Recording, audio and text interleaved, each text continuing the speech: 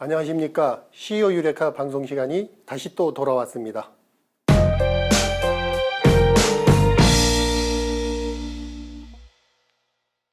오늘은 낭비에 대해서 얘기를 하고자 합니다. 회사가 잘 돌아가고 있을 때 가끔 가다가 그런 생각이 들겠죠. 회사는 잘 돌아가고 있을까? 우리 회사는 낭비가 없을까? 물론 회사가 안 될 때는 낭비를 찾느라고 혈안이 되겠지만 잘 돌아갈 때일수록에 그런 부분이 숨겨져 있게 되겠죠. 흔히 예전에서부터 비교할 때 빙산의 일각, 겉으로 드러난 문제보다는 숨어있는 문제가 상당히 많다 하는 것이고, 이는 또한 기업이 이제 한 20, 30년을 하게 되면 슬슬 성숙기에 접어들게 될 때, 그때 특히나 많이 발생하는 경우가 되겠습니다. 그럼 낭비라는 거는 어떤 거가 있을까요? 물론 제조 현장 같으면은 불량품 같은 거, 이런 것들이 낭비가 될 수 있겠고, 그 다음에 사무 부분에 있어서는 크게 세 가지로다가 얘기를 할 수 있습니다. 첫 번째는 회사에서 일을 할 때 고객에게 가치를 창출하는 일이 있을 테고요. 두 번째는 이것을 제대로 하기 위해서 오버헤드라고 하는 필요한 일들이 되겠습니다. 이것은 고객의 가치를 제공하기 위해서 필요한 일. 세 번째는 쉽게 얘기하면 안 해도 되는 일입니다. 이것은 중복. 그 다음에 흔히 저런 게 있어요. 아무도 안 보는 보고서 열심히 만드는 경우 있고요. 그걸 또 이제 나는 열심히 일한다고 뿌리기도 하죠. 근데 이러한 일들을 첫 번째 요거부터 없애야지 되겠죠.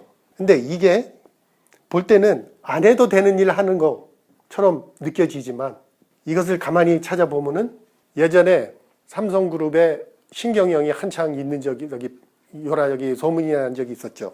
그래서 그때 신경영에 발단이 된 몇 가지 사건들 중에 삼성전자에서 세탁기를 만들었는데 세탁기 조립하는 마지막 과정에서 뚜껑이 잘 닫히지가 않는 거였습니다. 실제 만들어 놓고 나서 보니까는 틈이 있어 갖고 뚜껑이 안 닫히니까 현장의 작업자가 그걸 닫게 하려고 칼로다가 튀어나온 부분을 깎아내는 모습을 보고서 대노하면서 신경영을 갖다가 시작하게 됐다 하고 많이 소개가 됐었습니다. 그 얘기는 뭐냐 하면은 우리가 어떠한 제품을 만들 때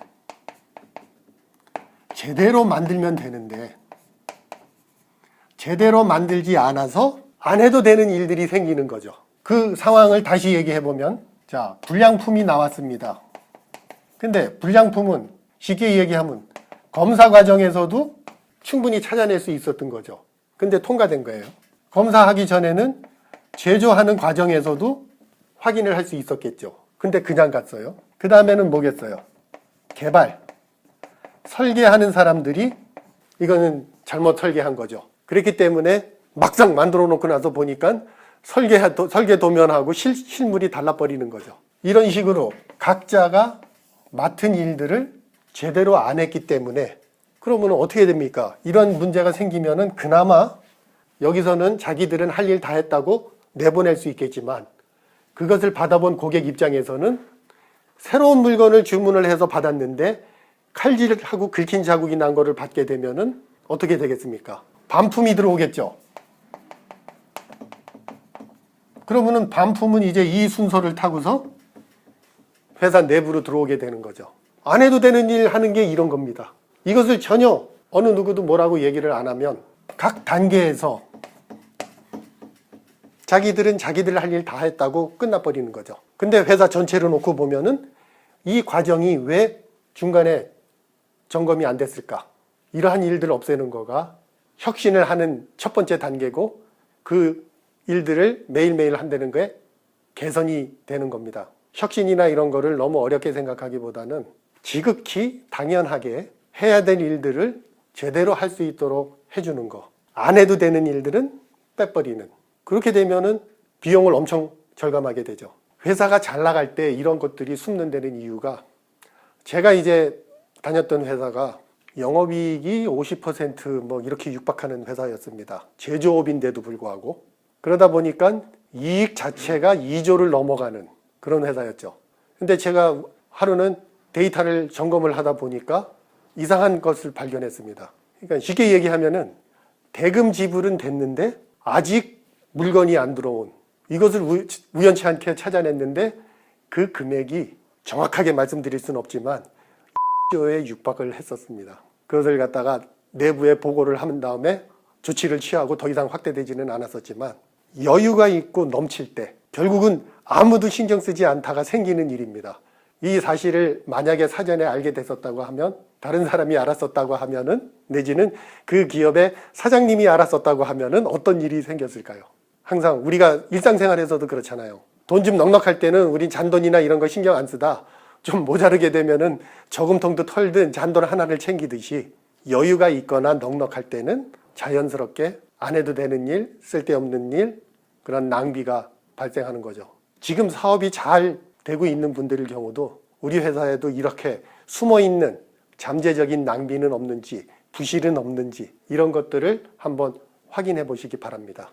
하나하나 개선해 나가는 것이 혁신의 지름길이기 때문에 미리미리 준비해서 체질화되면은 혁신도 어렵지 않게 할 수 있습니다. 하지만 준비 안 하고 있다가 혁신을 하려고 하면, 흔히 얘기하는 게 뭐죠? 혁신 그러면은 뭐 가죽을 새롭게 한다는 듯이 이런 고통스러운 걸 연상시키기 때문에 사람들로 하여금 저항감을 느끼게 만드는 거죠. 그거보다는 매일매일의 생활에 있어서 자그마한 것부터 하나씩 개선해 나가는 그런 것들이 익숙해지면 설령 나중에 큰 변화가 닥치더라도 충분히 견뎌나갈 수 있는 내공을 쌓게 되는 것입니다. 낭비는 모아놓고 해결하는 것보다는 그때그때 해결하는 것이 지름길이다 하는 것을 말씀드리면서 오늘 마치겠습니다. 데이터를 가지고 확인하는 것이고, 전 낭비들이라는 게 아까 제가 사례에서도 얘기했지만 그 정도 큰 금액을 어떻게 찾았겠습니까? 데이터를 가지고 찾았었죠.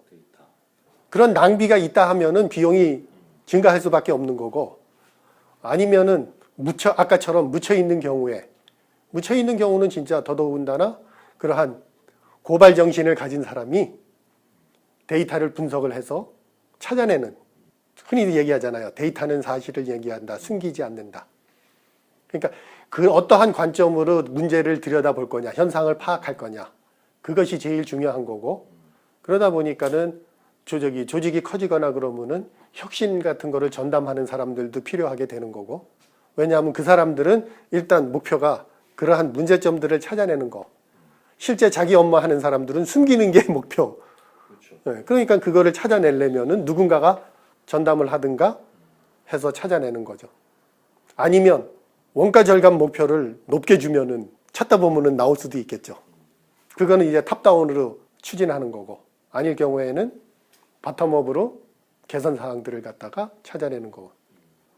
그런가 하면은 실제 실무를 하는 사람들은 그러한 문제들을 금방 찾아낼 수 있습니다. 왜냐하면 맨날 보는 것들이기 때문에 자기가 이상한 것을 금방 느낍니다. 근데 관심을 안 가지면은 방법이 없는 거죠. 관심이 있어야지 되고, 그래서 내가 방금 얘기한 것도 일상생활에 녹아 있으면 그때그때 해결이 가능하다. 근데 그것을 몰아서 하려고 그러면은 힘이 들다.